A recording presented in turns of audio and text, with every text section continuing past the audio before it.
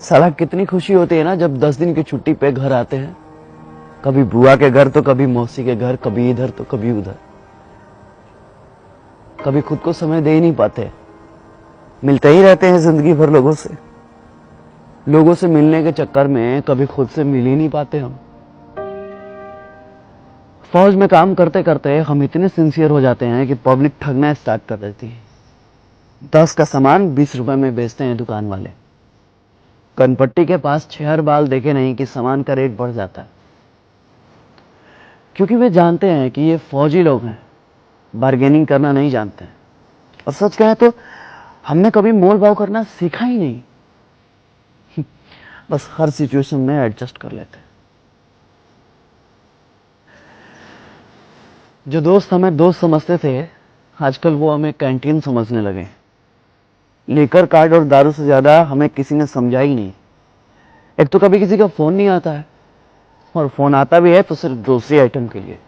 किसी को fair lovely चाहिए तो किसी को हॉर्लिक्स, तो किसी को अमेरिकन टूरिस्ट का बैग, और किसी को स्पोर्ट शूज। पहले पूछते थे कब आ रहे हो, होली में आ रहे हो? अच्छा, होली में आ रहे हो तो एक मेरे लिए आरएस लेते आना। वैसे भी बिहार में दारू बंद है, और कैंटीन के दारू में बहुत नशा है। 4 दिन तक सोते ही रहते हैं। अभी घर पे 4 दिन ठीक से पहुंचे हुए होता नहीं है कि जनता सवाल पूछना शुरू कर देती है। कब जाना है? कब की ट्रेन है भाई? कब जा रहे हो? इतना सवाल तो साला खुद से हमने कभी पूछा ही नहीं जितना बगल वाले पूछते हैं। एक तो कम उम्र में ही आ जाते हैं डिफेंस लाइन में, और कट जाते हैं सोशल लाइफ से। कभी किसी के शादी में नहीं जा पाते, कभी किसी के फंक्शन में नहीं जा पाते। शिकायतें सबको रहती हैं कि हम नहीं आते हैं, पर क्या करें, अपनी जिंदगी को बस एडजस्ट कर लेते हैं। अपने पर्सनल लाइफ को सोशल लाइफ से कनेक्ट ही नहीं कर पाते, क्योंकि फौजियों का कोई सोशल लाइफ ही नहीं होता। अरे कंफर्म टिकट की तो दूर की बात है, साला 3 महीने पहले छुट्टी तो कंफर्म है। और हाँ, ये सब हम कुछ बोल भी नहीं सकते, क्योंकि फौजियों के लिए छुट्टी एक प्रिविलेज है, मौलिक अधिकार नहीं। जितना हमने संविधान को समझा है ना, उतना संविधान ने हमें समझा ही नहीं। हमारे अधिकारों में टर्म एंड कंडीशन अप्लाइड कर दिया गया। सेना में पॉलिटिक्स नहीं है, लेकिन आजकल सारा पॉलिटिक्स सेना पर ही होता है, क्योंकि घर घर में हॉर्लिक्स से ज्यादा पॉलिटिक्स चलता है। अब क्या फर्क पड़ता है भाई साहब को कि बगल में 4 घंटे से कौन था? जब कंफर्म सीट नहीं मिलता ना साहब, तो बाथरूम के बगल में कहीं भी सो जाते हैं। कहीं भी मतलब कहीं भी।